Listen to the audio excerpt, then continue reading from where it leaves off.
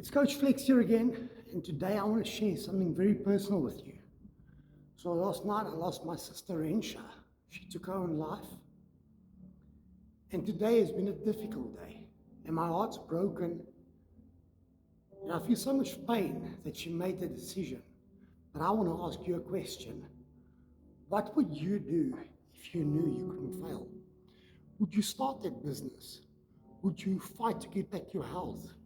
Would you finally go after the dream that you've been putting off for so long? Or would you decide to give up?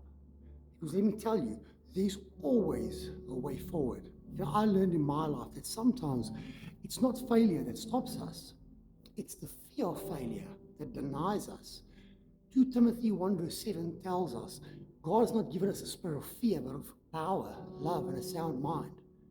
So please, don't let fear, pain, or one of the darkest moments in your life convince you that there's no way forward and that you're not good enough, that you can't. You gotta stop. You gotta pray.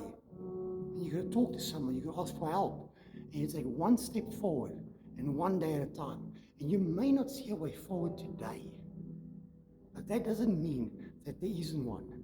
I want to encourage you. Keep building your faith. Keep building your future. Keep building towards a great future, something that you can be proud of, because I know you can do it. And if you're struggling tonight, please don't suffer alone. Reach out to someone that you can trust, that can help you. Guys, have a wonderful evening. Lots of blessings to everyone. And I'll catch up again with you guys tomorrow.